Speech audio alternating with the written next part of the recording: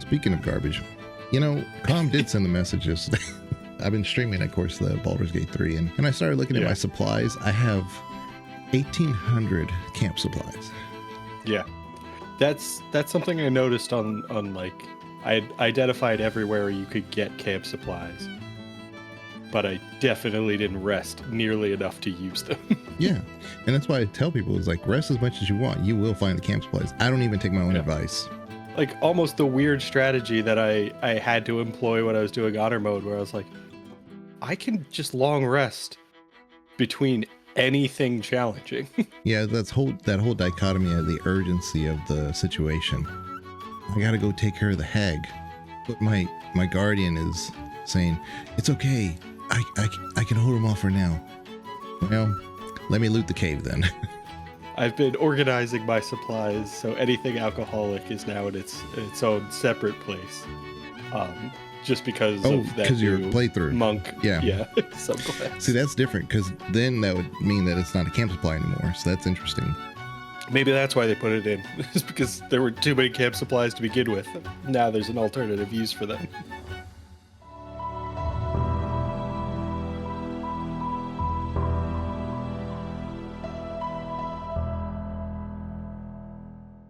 Before we begin, the Gamer's Advocate would like to remind you that any episode could contain game spoilers, so watch or listen with discretion. And now your hosts, AM Comnenos, Banana, and Legion. Enjoy the show. Where's Com? Welcome on in to yet another episode of the Gamer's Advocate, starring Banana Hammock Republic and myself, Legion. We're doing some spring cleaning. We're going to be discussing some spring cleaning, and maybe that's why there is no Com today. Gotta keep it fresh. Yeah. Com has been engaged in other endeavors, and so we'll wait for his return, his glorious return, fanfare with the wrestling announcement and everything. I'm sure he'll have a symbol or a sign for us by that point, but we're going to be discussing a very important and serious topic, which is House Renovation Simulator, PowerWash Simulator, things, all spring related stuff. I was even playing a game recently. I can't remember the name of it. I can look it up later, but it was a post-apocalyptic game, but you're turning everything green. You're like on the rooftop, and you take a lot of like recycle a lot of things, and you greenify everything. It was really kind of neat. So it kind of took it kind of took like a post-apocalyptic, but didn't make it like so dreary. Is it Wall-E? Did they make a video game out of Wall-E? No, but I didn't play very much because not very many games give me that whole Vertigo feeling where I'm a little. Oh yeah. It did, and I don't know why. It had that effect, and it wasn't usually depth of field can do that, but it wasn't anything like that. Couldn't explain why. Very few games do that to me ever. That was one, and so I stopped. And it was interesting that since then I haven't returned to it, but there was a patch that addressed that specific issue, so I wasn't the only one. Mm-hmm. Yeah, it is always nice when you have those little issues with a game where it's like, I was having this weird problem. I don't know what was going on, and then you see like the next patch notes, and it's like that one weird thing that only you experienced. Yeah, we fixed that. It's somewhat validating, but at the same time, it's like, man, there's no telling if I really would have liked the game, because now I don't want to go back to it, because part of me is like, I remember that kind of feeling. Yeah. I'll have to look it up here, but yeah, there's a lot of games I know Banana plays for renovation stuff, and there are a lot of fun. It kind of gives you that feeling where you're doing something without. Yeah, it gives you kind of the satisfaction of accomplishing something, but it removes a lot of the actual difficulty to accomplishing something. I Am Future. That's the name of the game. I Am. It's Future. a cozy apocalypse survival game.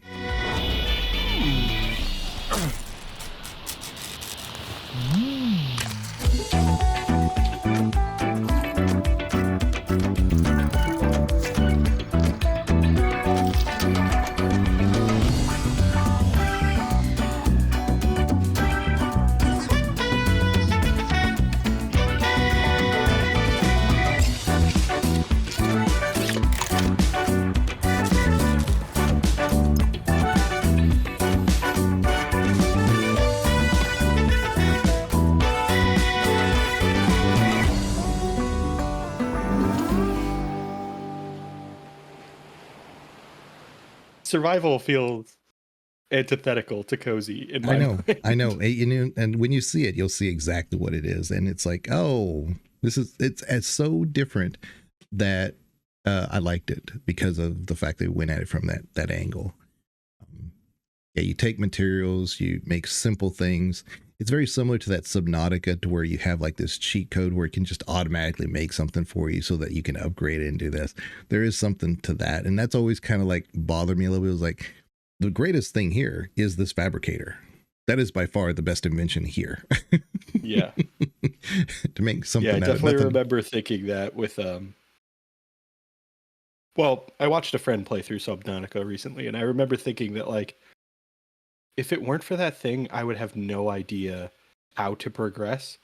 But, like, I can look up the recipe in this system, and it will tell me what I need to gather. But I'm just thinking, like, how did they program this thing with the knowledge that I was going to be stranded in the ocean? So, like, the only recipe you see is the one that uses supplies that are near you. How? Yeah. But, and it would make more sense, like, if, like, in the theme of the universe of Subnautica, like Subnautica 2 wasn't underwater.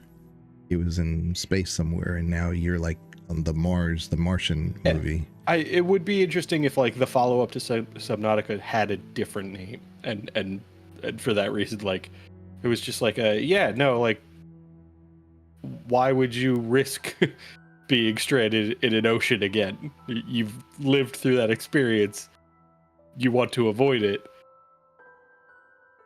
Now you're stranded in, space or like a desert planet or something like that. So. But of course, the fabricator is that explains the fabricator. Like, it adjusts to the biome related to your issue.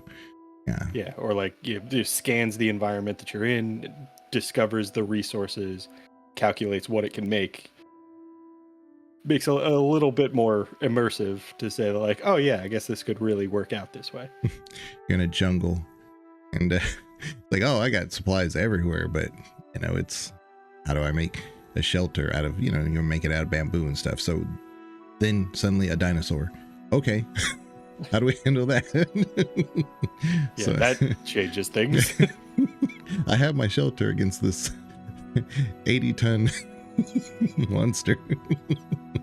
There's a ton of games, like I said, for the renovation stuff. I know you play a lot more than I do. There's some of them I've kind of delved in.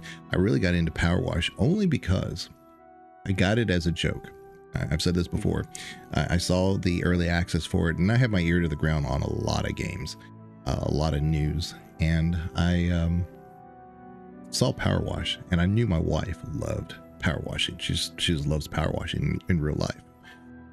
And I said, I'm gonna get this game. I'm gonna, as a tease, I'm gonna give this to her. I was like, here, you'll like this game, because she doesn't play a lot. She watches a lot of like TV series and stuff when she's on her downtime.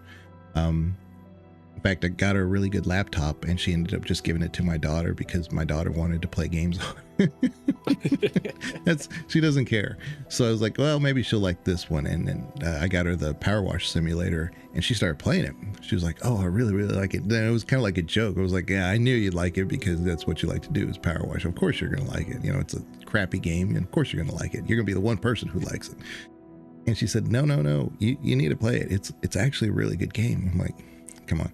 So I fired it up, and I'm like, there is a good game here.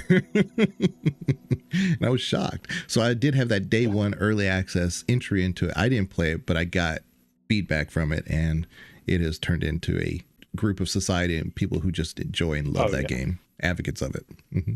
Yeah. I mean, I was definitely on board with like that initial line of thinking, like, why would I want a PowerWash Simulator game? And I think there was like a demo or something, or maybe I got like a free copy of like the base game, and I tried it out, and I was like, oh, this is satisfying. I don't know how anybody anticipated me enjoying this, but I'm glad they did and made a game about it, because I am enjoying this. There's so many little things about it too. Yeah. The small upgrade features, and you never feel like you're lagging behind the development of like the nozzle, the pressure nozzle and stuff. Yeah.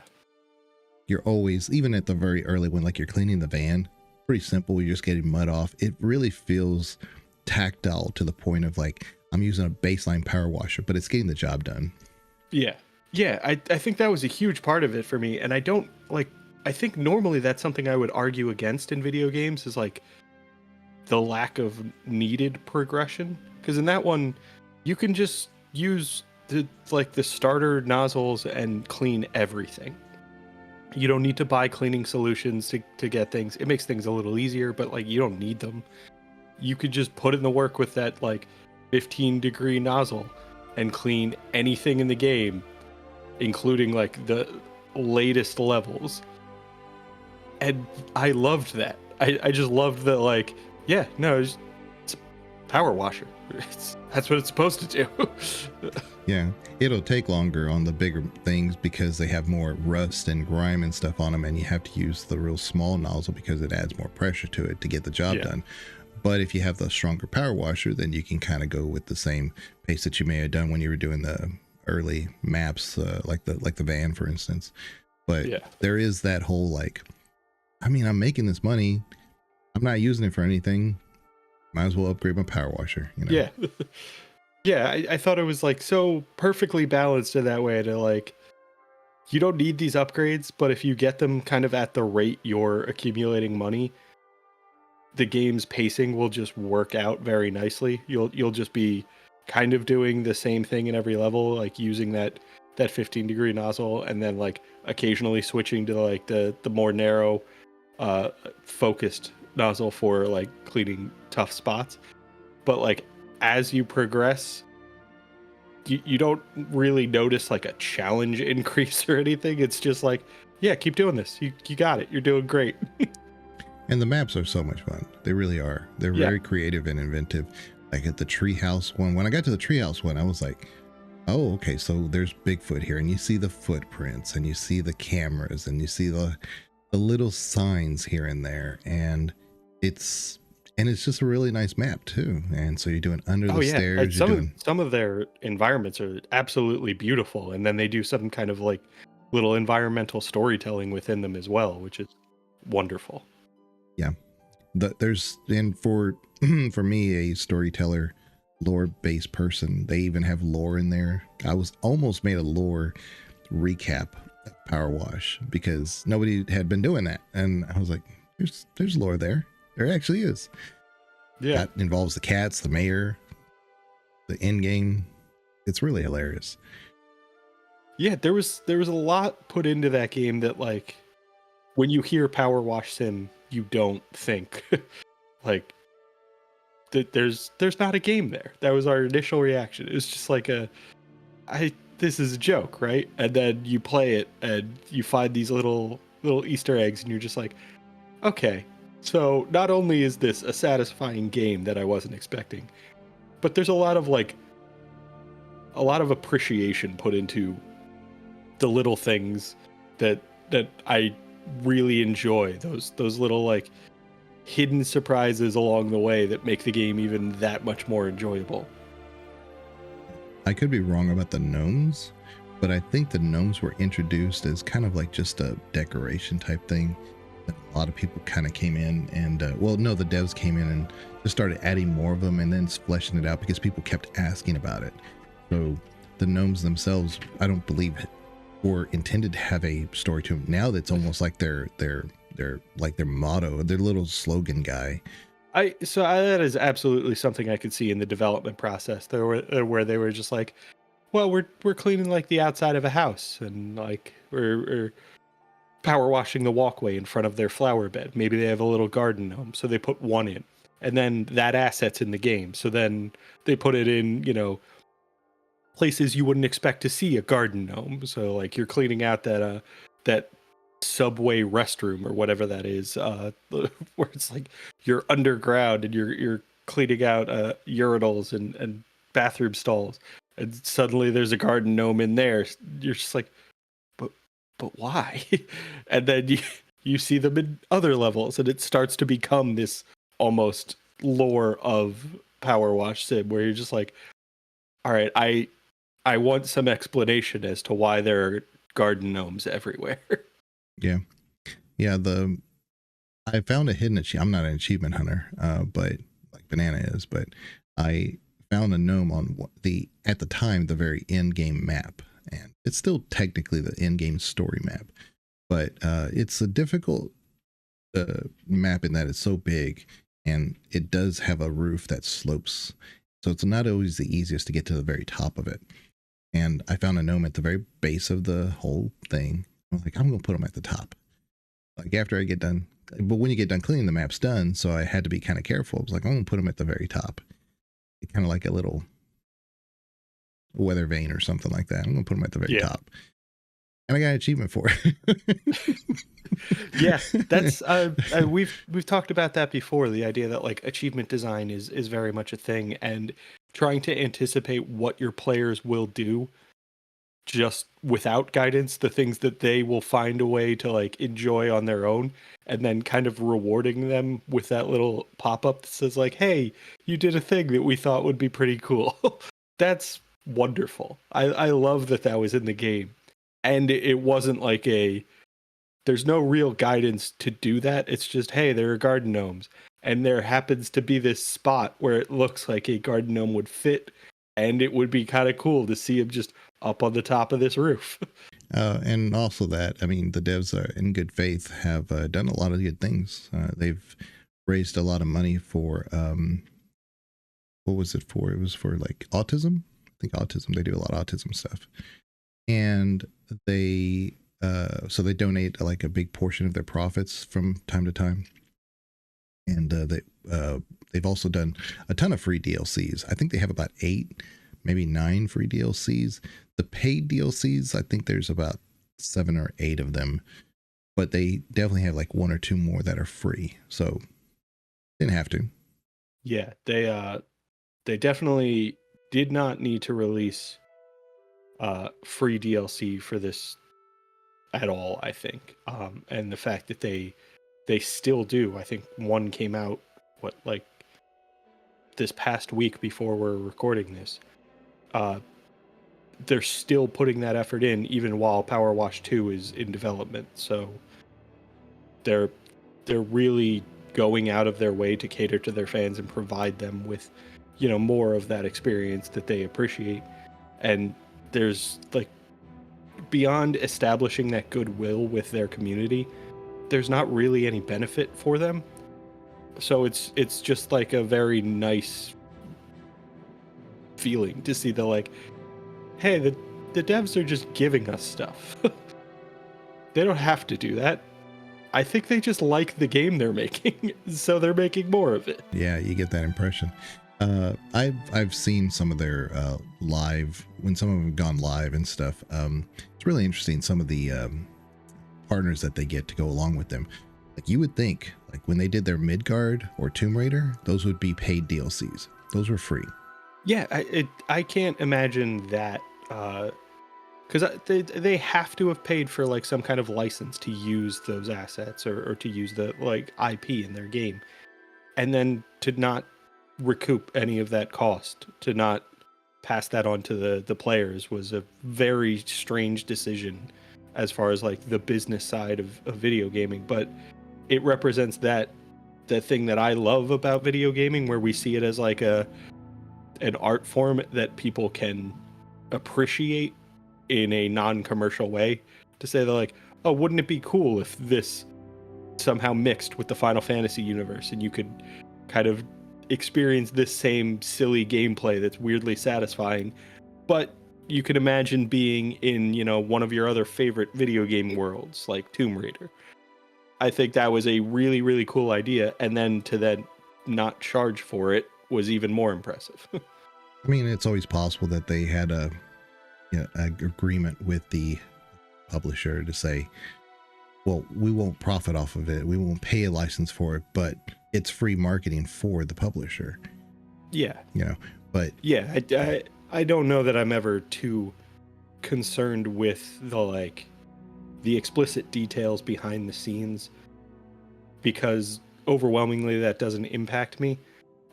It's when that stuff gets passed on to the player that I start to investigate, when it seems like, oh, we got this license, which means we have to charge for this DLC. And then you look at the amount of content that's in that DLC and it's doesn't really seem to match up with the price they're charging.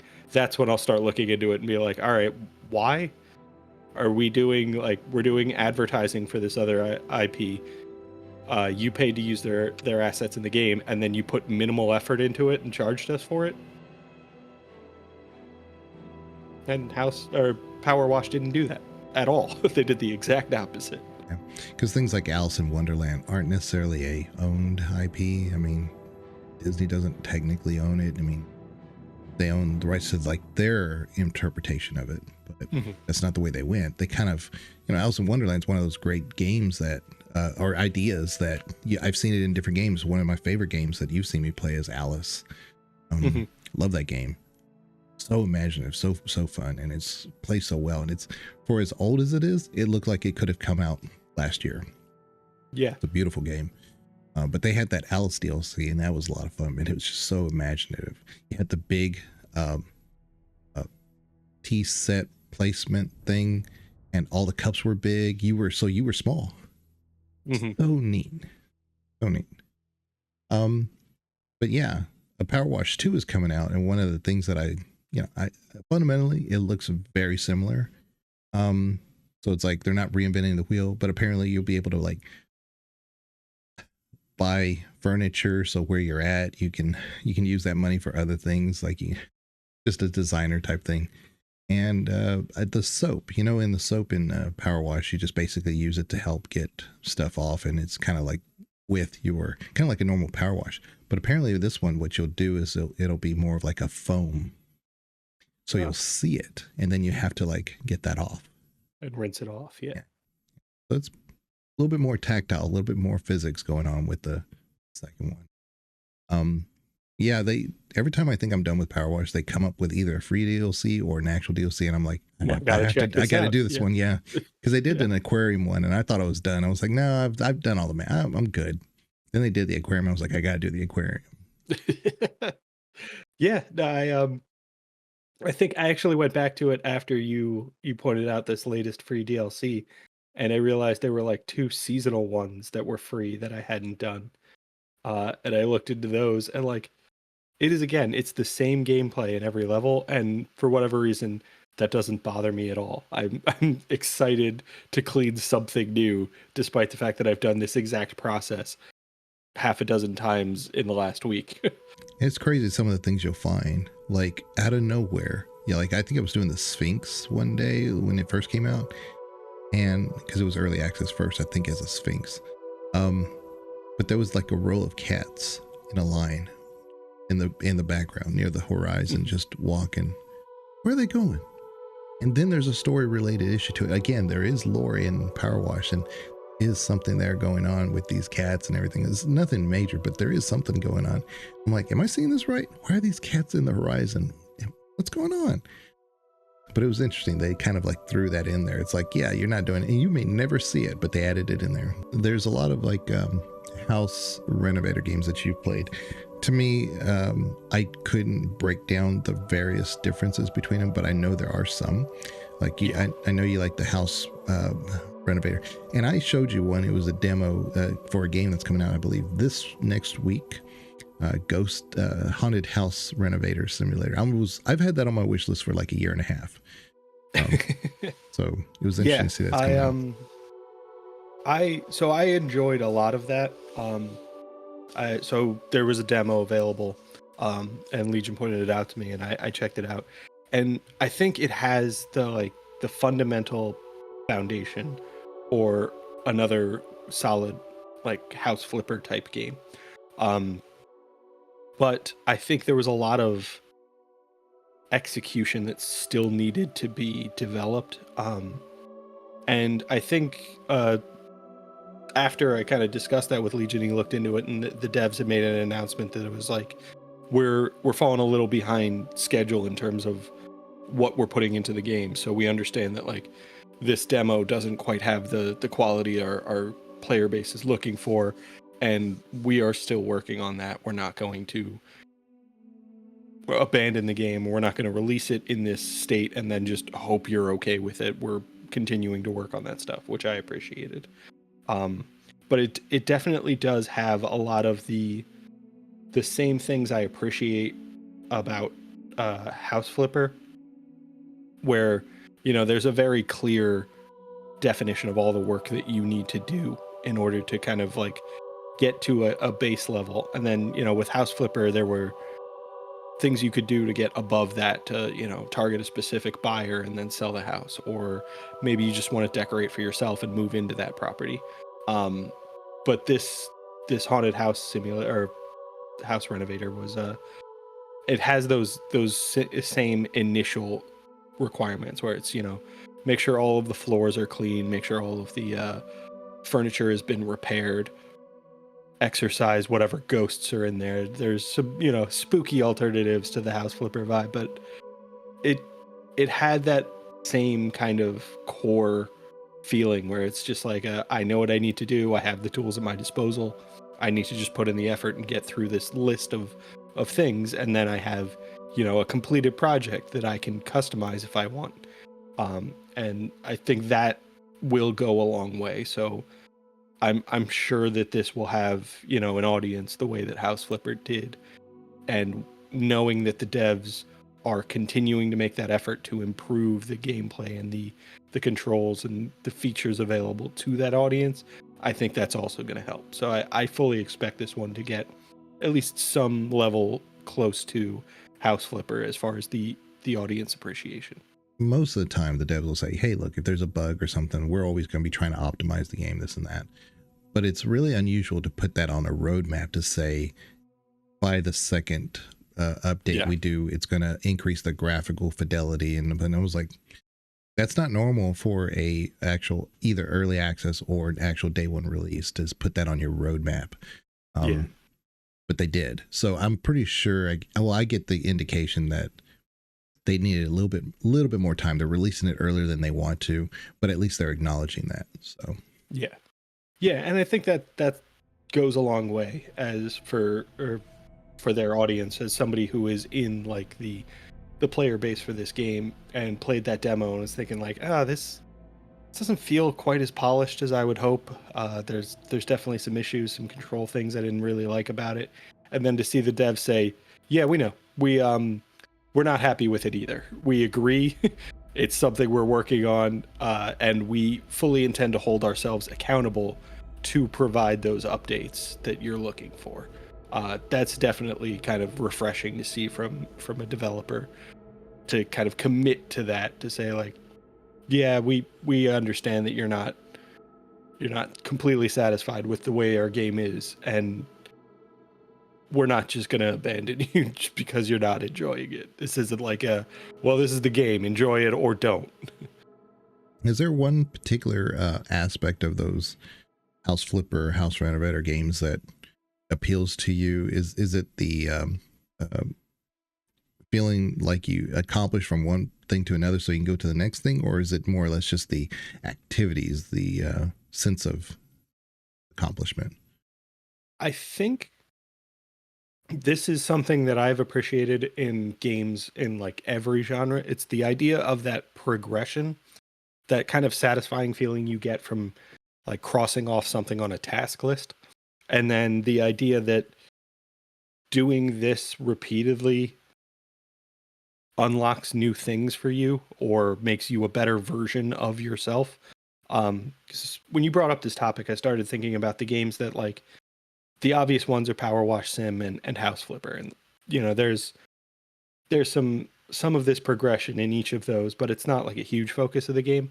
And then I started kind of expanding it to games that utilize these same principles. And the two that came to mind were Disney Dreamlight Valley, which has a lot of this kind of renovating of this valley and like fixing things up and getting back into working order, and Spiritfarer, which Spiritfarer is a much more story focused game, but it has that kind of progression where, you know, you bring guests onto your little ship and you build them a house, and you navigate around the world map, you collect more resources, you grow, food for them to eat, and the food can get more complex as you progress through the game.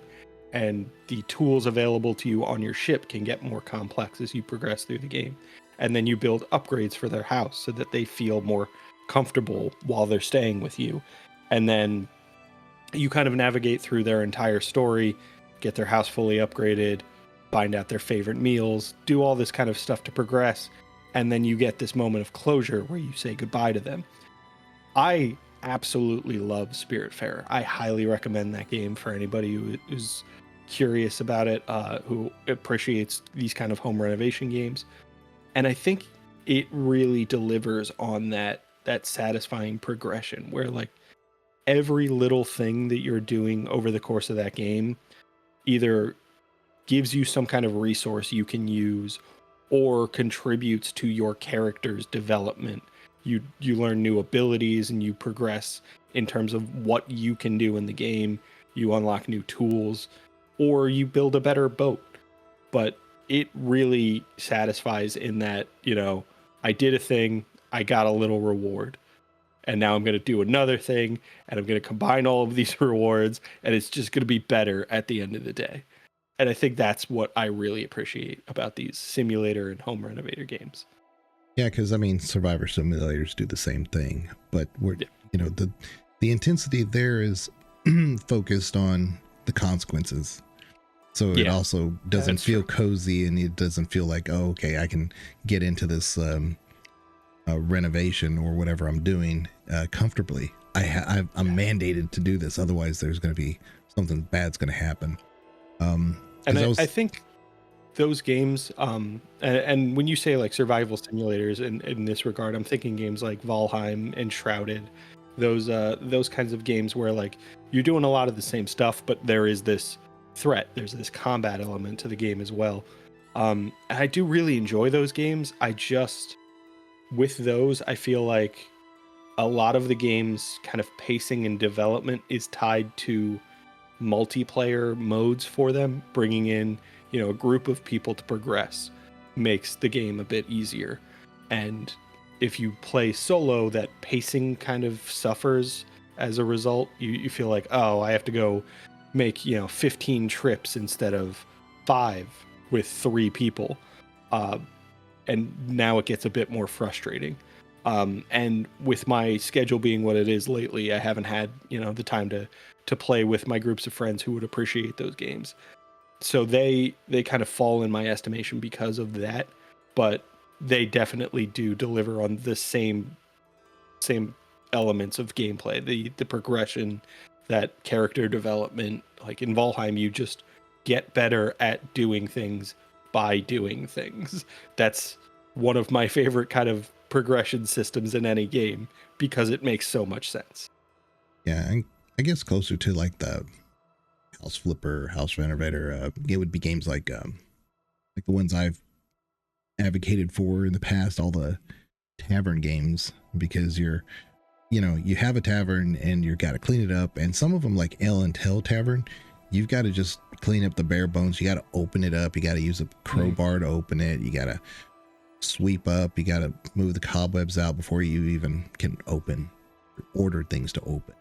So there's a lot of that in that, and fortunately it's not constant, because if you were having to do that constantly while you're doing the actual running of the tavern, it could get a little bit old. But Traveler's Rest, which I talk about a lot, you do a lot of sweeping. You do a lot of that kind of maintenance stuff, but it's a Stardew Valley type game. Yeah. And so you have a magic broom. You can actually buy multiple magic brooms. So if you have a lot of floor spills and stuff, they just go around doing it on their own. And every time they put out a new release, it's like, man, they did a lot with this game. There's a lot to Traveler's Rest. Get that one because it's really cheap. And I think it's maybe $12 or something. I don't know. When I got it, it was like $8.99 or something. It's very Stardew-like. You can fish. There's they're going to add there's weather elements and night and day, of course, cycles, like I said, just like Stardew. But I really appreciate the seasonal, because they have there's different things that grow during that season. Mm-hmm. And your patrons want certain special request items that aren't as plentiful during those seasons. So if, let's say, a lemon pie or something, and it's the winter, may not have necessarily, but so that's why you have your stock and reserves, and so you make those, you make more money off of that. And I don't know, you don't have to do all that. You can just send them the porridge if you want to, bare bones based porridge if you want to, and they'll buy it and they'll eat it. You won't get as much from it, of course, but it's a game within the game. But it's that whole renovation thing where you're trying to progress to a point, and it never seems to end in that game, even though it's still early access. There's so much left, and they haven't even added all the RPG elements to it, because there's going to be a lot of that they add. But there's House Flipper 2, which I'm not a fan of. So what is it doing different that you don't like? And yeah, I think that was a tough one to put my finger on, because it is essentially the same thing. I think there's in House Flipper there's that very straightforward progression, and you have that same kind of task list set up in House Flipper 2, and they're the same kind of like, use this tool to do this thing.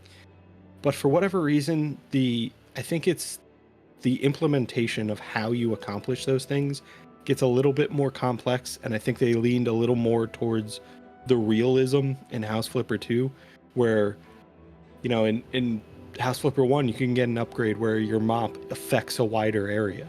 So you're cleaning far more efficiently, and it moves away from that realism, because, you know, in real life, you're not going to clean part of the floor where your mop didn't actually touch it. But in House Flipper, you can. And I loved that. It was very much that you're developing house cleaning superpowers. that was the appeal of House Flipper for me. And in House Flipper 2, you do get that progression. You get better at the things that you're doing.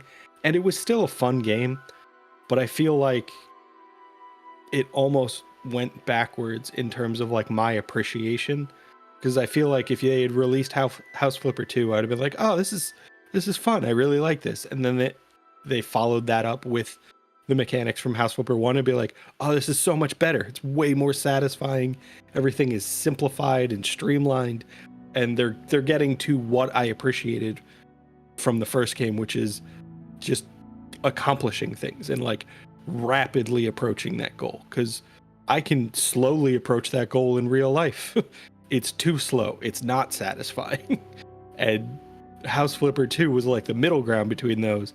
And House Flipper 1 was it's super fast. I'm awesome at this. This is great. Because there's a lot of games that I think that on the simulator side, staying with the theme with like spring cleaning and stuff, I think they lose track of what they were intended to do. Like, I could bring up a numerous, I think, I forget the exact name of it. It was like Barbecue Simulator.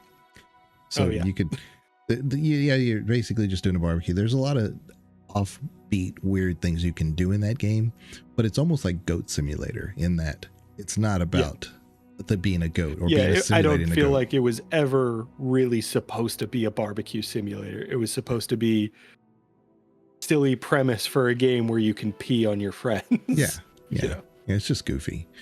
And so for me, like when I think of like Lawnmower Simulator, because I've seen that, it almost like threaded the line in between those, and that didn't work either, because you're not really progressing. I mean, you can get better lawnmower, this and that, but there's nothing else to it.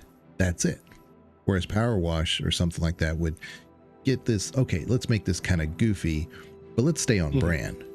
They tried to stay on brand, but didn't do anything else to make it interesting. And Barbecue Simulator was like the exact opposite. It wasn't about barbecuing at all. So it was like, you know. Yeah, and if you're trying to play Barbecue Simulator to like win, it's really difficult. Like, it's not you're not the mechanics of the game aren't simple enough that you could just like cruise through it. It's very much more like that's just in the game so that you can appreciate the silliness. Like the whole reason you're here is to do this stuff that you're not supposed to do. Whereas in like House Flipper, you're supposed to do this stuff, but it's not the only thing to appreciate. It's, you know, sometimes you'll break down a wall and find like a little treasure trove on the other side. Like the previous owners were hoarding valuables and now you can sell them all. That's a weird little thing that didn't need to be in the game. It has nothing to do with, really house renovation, but it makes the game more fun. Barbecue just switched those priorities and said, like, let's lean more towards the silliness and less towards the progression. You have to be careful with some of those simulators because they present one thing and it's like, that's not what I expected at all, and good or bad. It's more of a on the bad side than it is good most of the time, just because they seem to lose focus. It's like, did you guys really have the idea that that's what it was going to be this whole time? And if so, okay, well, it didn't work. I can't imagine somebody going in and saying like, oh, okay, so for Barbecue Simulator, this is the direction we're going to go. It just didn't feel like that. So it doesn't always feel like it's a great game for that. But like you said, it's great for like, sometimes content creation, like, oh, we could do this, and that, but it's as far as a fulfilling game, it is not. So, and I think that's a really tricky area with just the word simulator in a game's title. Like, Goat Simulator is not at all simulating what it's like to be a goat. Barbecue Simulator is not at all simulating what it's like to throw a barbecue. A House Flipper kind of is simulating what it's like to flip houses. It's just a very simplified, easy version of it. And it doesn't even have simulator in the title. Weirdly, the one without it is the best simulator of those three that I just listed. Yeah, I've never done the co-op stuff for all that. So I know like with PowerWash, you can do co-op and a lot of people enjoy that. Like I've seen people like use the dirt as their kind of like their background for art and stuff. So they'll paint like, they'll say, comma's a dick or something on there. Yeah. Who would do that? But as for overall, I've never done really the co-op for that. Have you any experience with any co-op with any of those games? Yeah. So I've done co-op in PowerWash. House Flipper 2 has a co-op, which is, it's basically just playing the game side by side. And I think it is, it's a lot, or it has a lot in common with that practice of co-working where, you just kind of sit down in a shared space and focus on what you're doing with somebody nearby that you feel comfortable with, and it kind of enhances the experience. It helps you focus. PowerWash and House Flipper 2 do that exact same thing where it's just like you find somebody you're comfortable just existing with, and it makes the experience a little bit better as you're just kind of doing the tedium of progressing through cleaning these things, or if you're doing co-working, like getting paperwork done or preparing for something.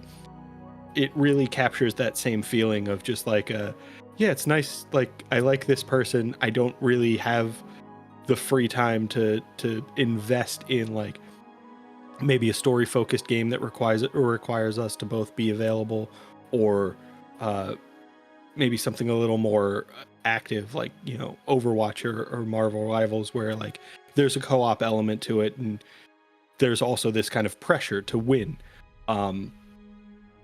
It's a much lower level commitment, but it still gets to satisfy that, like, I'm hanging out with a friend. So I think they really nailed that kind of the co-op that it was appropriate for those games with PowerWash and House Flipper 2.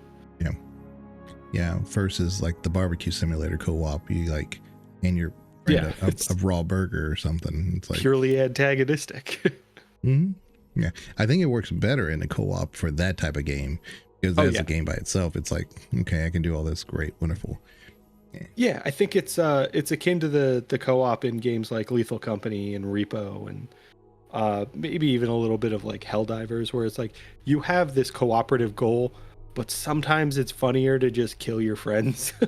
Yeah. You know what? I think maybe that's basically Barbecue Sim.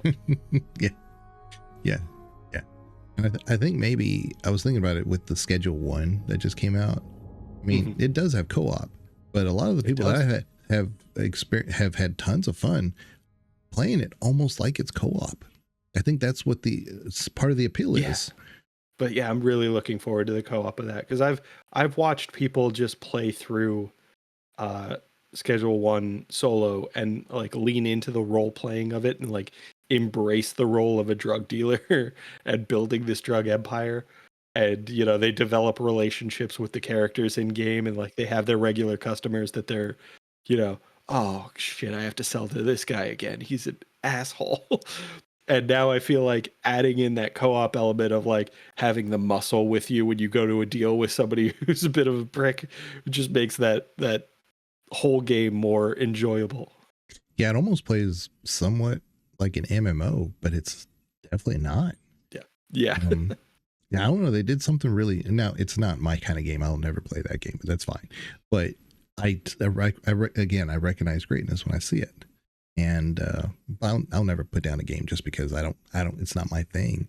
But I definitely see all the elements there. I'm like, they got it right. They got it right. You want to have that fleshed out interaction with NPCs, not that oblivion, a blocky. Everybody has the same, because I don't think anybody speaks in that one. It's just text or something. They may say something like a Sims thing or something. I don't know. But they react. They have their own They have their own cycles of schedules and patterns and things that they do. So it feels organic, and that's what's lacking in a lot of the other simulator. And so this is not really a simulator theme that we're doing, but most of these games are simulator. Yeah. And just by default, because of course we're talking about like, you know, you doing something, accomplishing something. And I just figured like with the whole spring cleaning thing, but Schedule 1 just came out and it seems to be the most popular game right now of the spring. Yeah. I mean, I think that one also ties in, because I am curious if they will ever implement like multiple saves within Schedule 1. There might be already, but I don't have the game. I am so curious to see somebody just do a like fully legitimate playthrough where they just go around cleaning up trash, because there's a system in the game where, you know, you pick up litter and you throw it in a trash can, you get paid for however much litter you deposit it. I just want to see somebody like really lean into that system, and that's the only thing they do. They don't sell drugs, they just clean up the town. Yeah, it'd be neat if they have any updates where like you can like bribe certain officials. I think there is. I wouldn't be surprised to find that's implemented in the game. Yeah, it's that kind of game.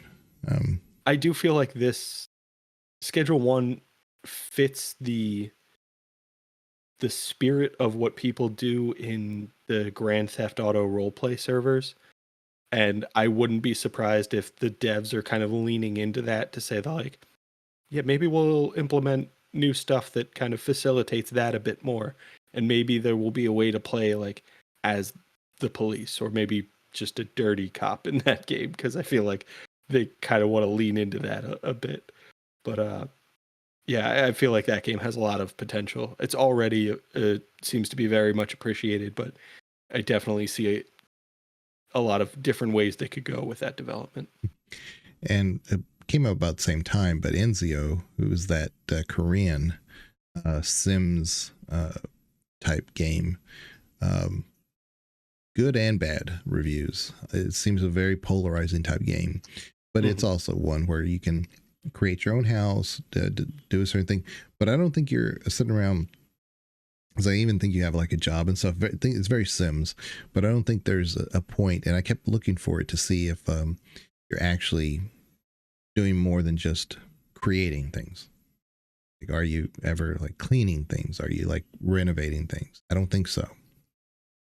So I haven't seen much of that game. I saw maybe about 2 hours of gameplay, which consisted of about an hour and 45 minutes of the character creator. Yeah, everybody's into that. That's the main thing. But yeah, that game is graphically stunning, and I think that is a huge part of its appeal. Is they've done a lot in terms of the character designs and the models in there to give you a lot of freedom to build the character you really want to see, and just have this kind of beautiful model in place, or a hideous model if you are the type of person who wants to implement that in your character. But I don't know much about the gameplay. I just know graphically it's incredible, and the character creation is very detailed with a lot of customization options. And then after that point, I was just like, all right, this person exists. What else is on Twitch at this point? Yeah. And so it was one of those that, like, if it had some of those Schedule 1 elements, or even just like even the PowerWash or the House Flipper, where you're doing something to maintain that thing.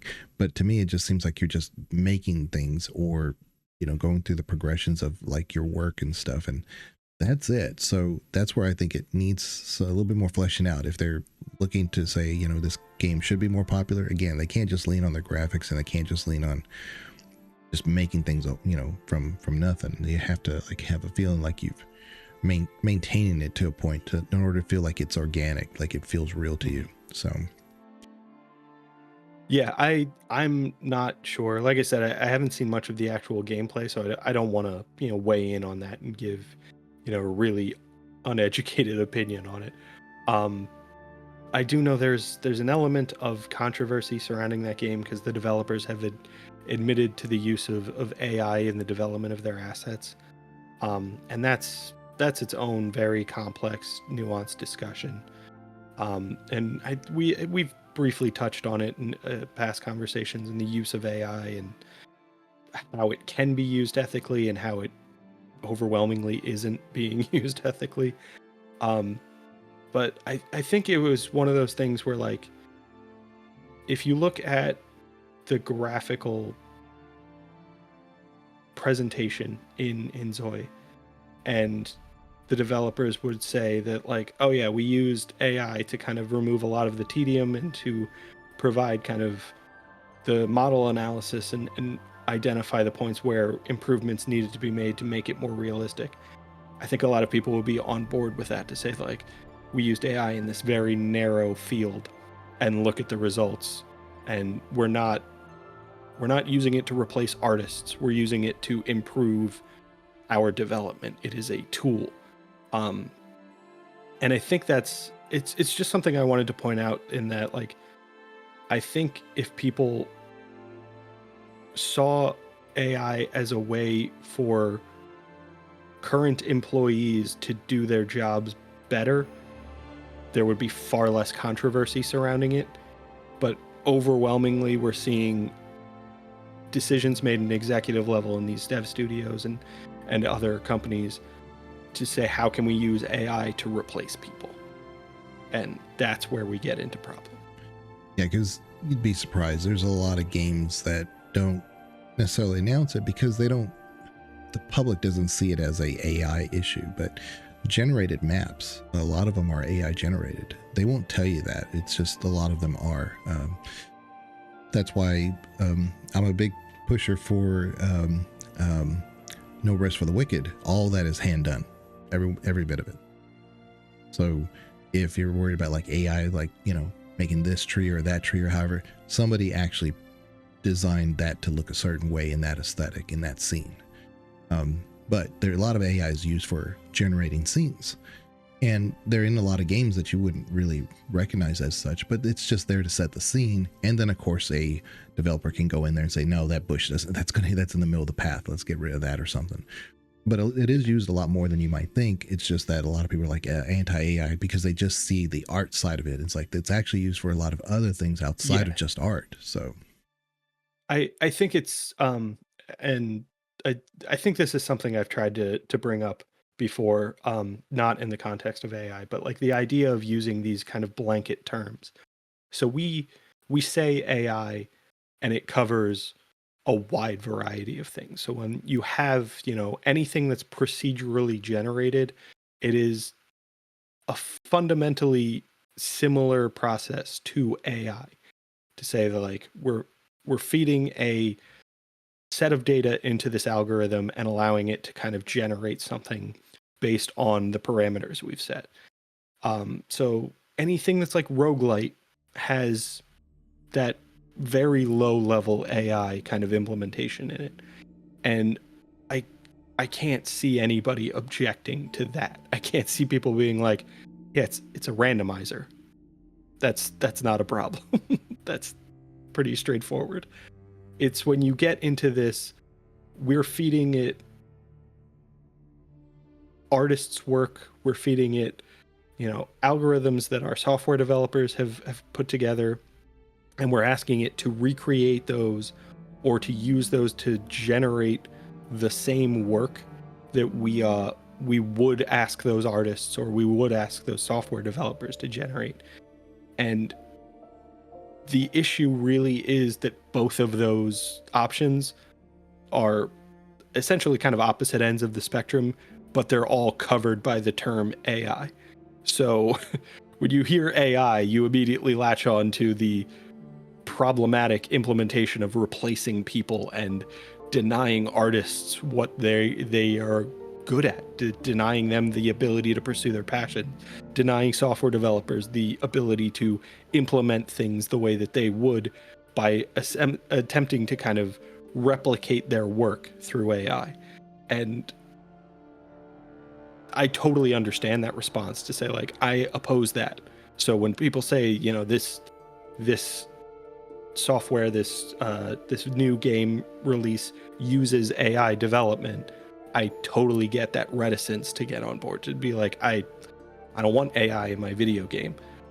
And that's kind of like the point that I really want to drive home, is that, like, that is a valid criticism, but there is a way to use AI ethically. We're just not seeing that in abundance.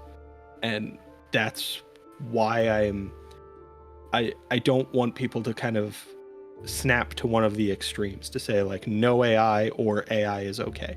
Because particularly with this conversation, and there are a few of these types of conversations in video games, neither extreme is correct. You need to find a balance. You need to draw lines where you can to say that, like, this is the threshold where it's acceptable, and beyond that, we need to put a stop to things. But we've talked about this before. Video gamers don't really have precision responses to. We can't effectively communicate no, this is where we draw the line, because our options are basically boycott or play the game. And I apologize for bringing this up, because, like, I feel like this is getting us way off topic, but it is one of those frustrations as a member of the gaming community to say that, like, I have a very specific response to specific practices in this industry. I want that response to be considered, but I don't have the tools to communicate that. I can either boycott your game for one terrible practice, or I can play your game and appreciate everything except that terrible practice, which almost implicitly implies that I'm okay with it. And I'm not. Of course, your background, Banana's one of the smartest people I know. But your background, Meet new people. But your background, I'm pretty sure is going to be dealing with AI programming, so where there's going to be a lot of integration into it, like it or not. It's just fact. It just streamlines some things, but you do have full control over what you're going to be working with as far as the design goes. That's really the difference. And so it's there to kind of assist these real technological marvels, basically, but it's not there to replace. And I think that's where sometimes people get that misunderstanding, because it's like, oh, okay, let's just slap an AI even in the gaming scope, and that's going to be our asset going forward. I don't think that happens there either. It just gets this moniker for being a substitute, but it's really not how it's mostly used most of the time. Well, I think it is overwhelmingly, you will see that, like, in industries that are really digging into what AI can do, they see it as a tool for improving the processes they already have in place. But when you get into particularly things that focus on this kind of retail aspect, the, like, highly commercial things like video games, movies and television, you'll see a lot of high-level executives in positions of authority in that industry say, we want to start using AI generated art, or we want to start using, AI tools and save money by doing them. And that's their goal. Their goal is to eliminate artists. Their goal is to pay fewer royalties to people who own intellectual property or have a copyright on the art or whatever they are using in their commercial product. Say they're like, I want to retain as much of our profit within the company as we can, and a way to do that is to use AI to make sure that we're not writing up contracts with artists, writing up contracts with developers who own specific algorithms that we want to implement. And that's where you get into that kind of unethical use of AI. But I think there is a significant portion that's not really spoken about of people who are using it ethically to say, like, I want AI to be a tool for my employees to do their jobs more efficiently. And I want those employees in place to feel in control of the AI. I don't want them to feel like the AI is learning their job so it can replace them. Yeah, my son just got his master's for architecture, and it's amazing how much they're actually integrating a lot of the stuff they're doing with AI. It's not anything that's replacing anything by any means. Somebody still has to interpret the data. But there's even in coming full circle to this gaming and Spring and stuff like that, there was a game that I had on my wish list. It's called Architect Life. And I thought there's an Architect one that's already out there. It's not very good. But Architect Life is kind of that Enzio meets like House Flipper. You're designing things, you have an office, you have this, you start upgrading, you start getting clients, you start making, maybe they'll like it, and start designing things of your own.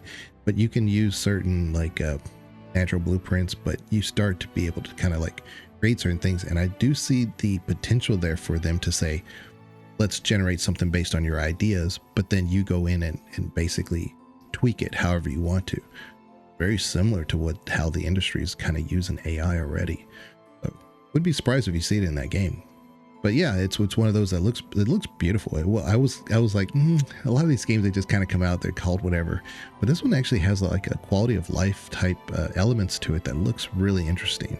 Like there's whole like I think you can like have your own office, and then you can like have like because you can design your own office too, I think. So there's this whole integration of things like, oh, plop, here's your, you may just start off with whatever, but then you can create your own house, you can create things for clients, and it looks really detailed as far as how I'm going to be curious how far that goes, because it may be one of those that doesn't get a lot of fanfare, but the people who love it, and then it becomes this growing thing, maybe just like PowerWash was. Who knows?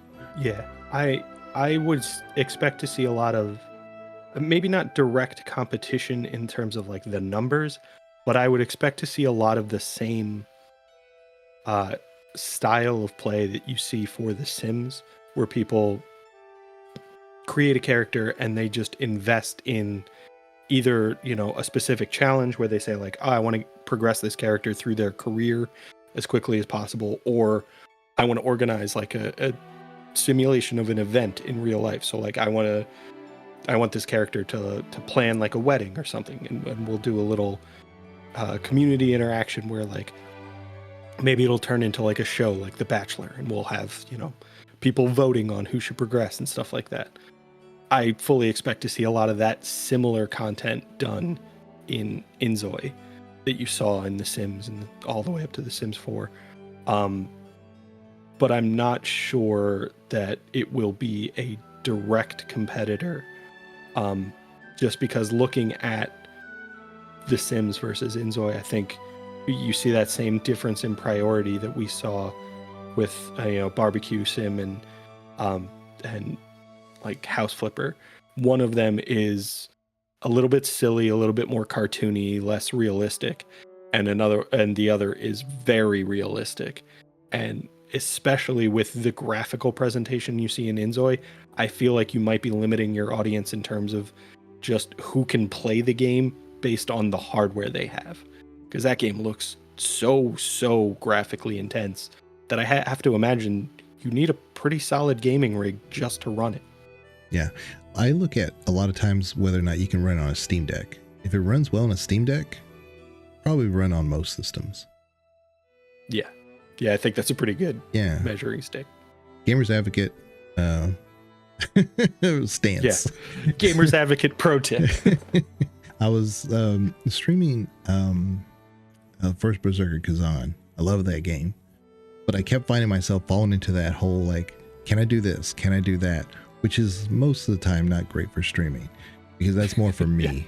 And I'm like, I bet you I could parry this guy. I bet you I can parry him, even though it's like a big boss or something. I bet you I can parry him. He's got this big old mace or whatever, a big old war hammer.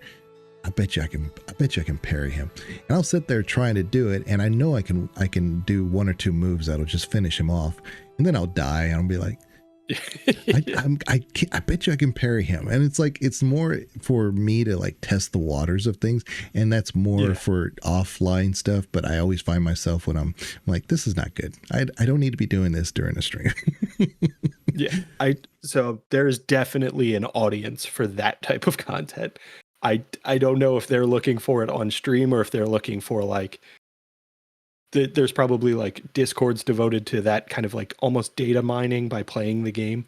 But like, I know I've seen a lot of people who are doing Elden Ring like challenge run kind of things, or like specific mini there's a group called the Bounty Pub. They do like every couple of weeks they'll release like a specific challenge to say like, all right, start a new character, go fight these 8 enemies, and then try to get your time down as low as possible, or use these specific weapons to beat this boss. And then a lot of the players will look at that bounty and then look at the game mechanics and what's available to them and say like, all right, can I parry this boss? What exactly is like his vulnerability to specific statuses and things like that. And there is such a huge community built around that kind of data analysis for a game, particularly a game like Elden Ring, to say like, all right, which attacks are parryable? Which attacks do I have to avoid? How do I optimize my performance against this enemy? I just don't know that streaming is where they go for that information. I think they want that kind of like on-demand compiled encyclopedia rather than this person's figuring it out. Yeah. Proof is in the pudding. My Baldur's Gate 3 content shows I experiment all the time. Even when doesn't look like I'm experimenting. So for instance, like I don't really romance anybody in that game. I just don't think any of them are just But I was like, well, what if You're wrong. Yeah. I said, what if I go full Illithid and romance the Emperor and romance Mazora? What happens? Things like that. And you can't really get into that if you have a romance partner already. So, well, you can with Mazora, but that's my point, is like, how would you know? Yeah, I think we've talked about that. Like, Baldur's Gate 2 came out 25 years ago. Yeah. And I played recently and discovered something I didn't know about that game. So like, somebody knew it.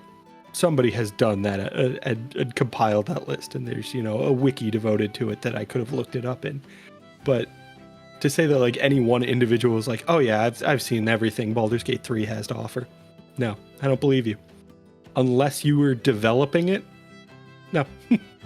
But that kind of comes back to like these simulator games with the house flipper and things like that.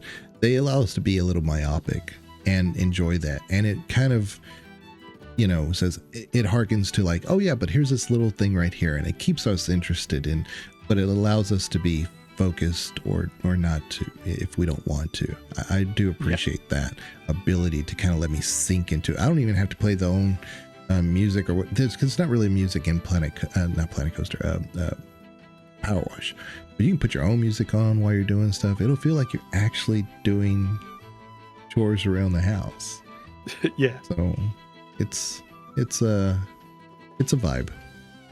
That's definitely a great way to put it. Is just, if you want to just vibe, you just want to relax and sit down and invest a little bit of time in gaming and feel that progression. House Flipper, PowerWash, those are great games for that. All right. Well, you enjoyed the episode? If there's any particular simulator you thought we completely left out, which this is not really a simulator episode. We were just kind of covering like, summer theme. Just feels like cleaning simulator up, is yeah. probably the best genre for spring cleaning. Spring cleaning, house flipper, power wash, schedule 1. Yeah. The classic trilogy of spring cleaning. Yeah. Imagine the thumbnail for that one. Just the power wash, schedule 1, and the house flipper. But anyway, we will check you guys later. Y'all take care. Thank you very much. Bye.